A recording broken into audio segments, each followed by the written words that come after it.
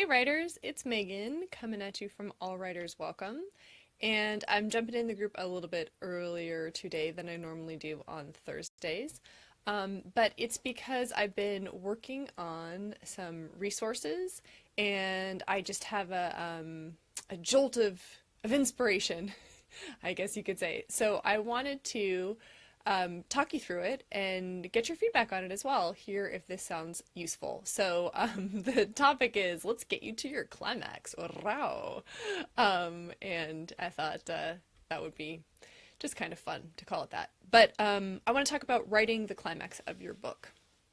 And the first thing is, of course, you may have multiple climaxes, because you're going to want one for each of your characters, your main characters who has a significant arc, right? The climax will be that highest point, and it could be highest because it's the most tense, like the most dangerous, but it also just could be like from a psychological standpoint, there's the most at stake because this is going to be where your character decides to, make a turn and change and go in a different direction, or, have things stay the same. So if you have, for example, two main characters and they both have character arcs, you will potentially have two different climax scenes, right? So you may have a way to combine the scenes, and that's a great choice. But they may have different scenes. That's totally fine as well. But that's something to think about. As you're imagining each character's arc, you might ask yourself, firstly, is there a way I can get both of them to come to their climax together? It's just gonna be like this, guys. Sorry, that's my sense of humor. Can I get them both to have this moment in the same scene? And if not, if I'm going to use two different scenes and have multiple climaxes, what is a good order for that, right? In terms of storycraft, am I going to go back and forth on things, or am I going to, first show one character and then the other? So these are things to consider. So I wanted to walk you through planning, writing a great climax scene, what you would want to have thought about before you begin drafting. And when I say thought about, I'm intentionally not saying written down and planned. I know we have a lot of people in the group who hold things in mind, who don't necessarily need to write things out in order to draft successfully. But just think through these and pose them as questions to yourself. And perhaps you won't have definitive answers, but just asking them of yourself at least will get your wheels turning. Okay, so I'm going to look at my notes because I want to make sure I cover all the things that I was thinking about. All right, so the first important question to ask is, what's at stake? What could happen? What could go wrong? What scene is your major character going to be in? Think of things like the who, what, where, when, and why, and then really think through what the possible dangers are. And your climax doesn't have to be life-threatening. A climax is, something's at stake. It might be people's lives, it might be their relationships, it might be their personal integrity, but something needs to be at stake in order for this to be a moment of tension. We have to care about the decisions that characters are making. So that's the first question. Find out what's at stake. What could go wrong? What will happen if people, make decision A as opposed to decision B? All right, then you want to think through what the outcome will be. What's going to happen? Who will win? Who will lose? Who will live? Who will die? If you're writing anchored by a theme, the outcome is going to be really connected to your theme. So you want to ask how this climax will further your theme or somehow complete the journey that your characters are making. Even if you're not writing from a theme, you want the outcome here to be the outcome you want, right? How do you want to end your story? Who do you want in which situation, and how are things, looking toward the end of your novel, or your short story, or whatever kind of narrative form you're writing, what will the resolution be, right? Start preparing us for that now.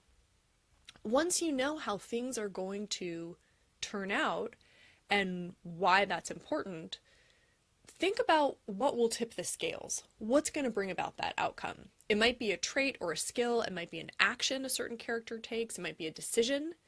And Oftentimes what happens in the climax is related to the protagonist's strength or an antagonist's flaw, or maybe the protagonist's flaw, right? It related to a strength or a flaw.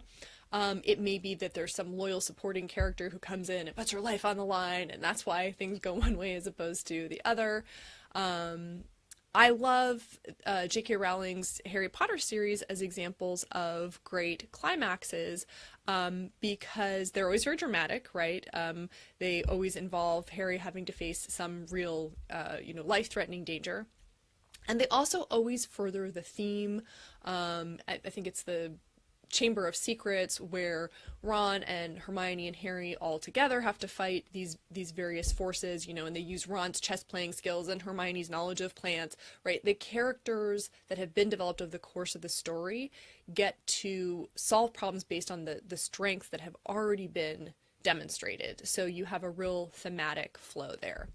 There could also be like an antagonist changing his or her heart in the climax. That happens in a lot of cartoons, right? A lot of stories for children. It's like, oh, I don't want to be mean after all, and so the conflict is moving towards resolution. And of course, there could also be some wonderful, ironic culmination of the antagonist's own previous dastardly doings, right? Like, I sawed through the pillars on the bridge so that I would ruin the town, and now I'm the one on the bridge when it falls down. Again, kind of cartoony. And then some climaxes have important events that hinge on the weather or on pure dumb luck. I mean, if you're not writing from a strong sense of theme, your climax doesn't have to be that a seed was planted earlier on and now it's coming to fruition. It could just be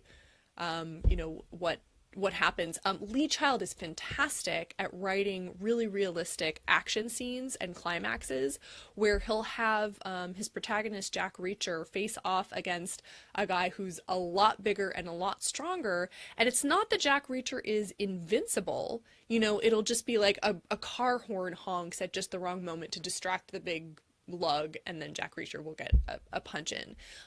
So yeah, Lee Child has great examples of climactic moments where we're not sitting there going, oh yeah, and now the main character's ability to fly is gonna be used. It's just like real life. Sometimes you win, sometimes you lose. Okay, so now that you know where and when you are, what's at stake, how things are going to come out, and what tips the balance, the final thing to think about in your planning is, what's the last image you want to show? Where do you want to end your climactic scene before you head into your falling action? So yeah, just kind of visualize what that might be. What's the last image you want us to see, so that you'll know when you're done writing. You'll know the point you're writing up to. If you guys follow my videos, you'll notice I talk a lot about having endpoints that you can move to. This is something really powerful when you're drafting. It just helps you, I think, write with more energy and more motivation when the end is in sight. I mean, it's very much like being able to see the end of the swimming pool or the finish line in your race. You're just moved to keep going because you know how far you are from the finish. So those are my tips on writing a climax. Oh, hey, Lloyd. Great to see you. I would love to take questions if anybody has them, if you wanted to ask me about a climactic scene you're working on, or if you want to, I don't know, throw in your own strategies for writing a climax. Please do so. One key thing when you are drafting your climax, I was talking about planning, but let me talk a little bit now about the actual drafting. This is an area where you really want to be in show mode. There is obviously a time, maybe not obviously, because a lot of writers here show don't tell, and they think that means they have to describe everything in great detail. There is certainly a time to, hit fast forward, as it were, and summarize and tell, but it's not your climax. Your climax should definitely be a place where you're providing vivid detail. And if you are struggling to write with vivid detail, come back to your 5 senses. Talk about what the character is seeing, hearing, smelling, tasting, and feeling, as in touching, and then, of course, add in the emotional detail as well. And If even those are seeming abstract, think about, feeling. That means weights of things. That means textures. When you see, think about shapes, sizes, colors, quality of light. Anything you can do to really draw us into the moment and help us get front row seats for what's going on will create tension. And here's something to keep in mind. Depending on your genre, you'll use this more or less. I was talking about Lee Child, and this is an action and adventure author, and he in general writes in very short terse sentences, but especially in the climactic moments. And so something to think about is that the rhythm of your sentences and the length of sentences can actually contribute to tension. Alternating between longer and shorter sentences, giving a shorter sentence as a place for your reader to pause and maybe wonder what's going to happen next can be really effective. But those will be more elements you might come back to and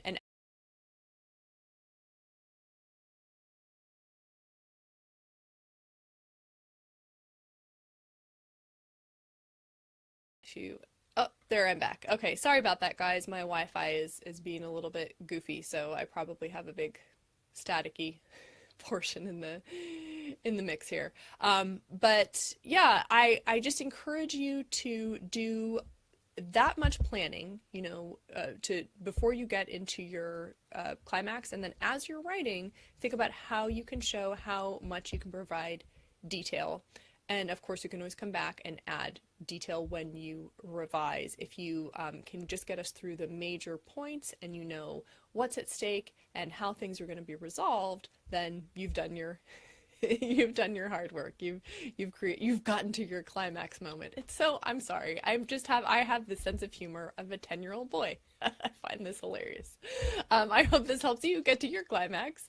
And if you guys have questions or comments, I hope you'll leave them in the comments and let me know what other topics you'd like me to cover in my Thursday lives on writing. All right, I will chat with you all soon. Have a good one. Bye.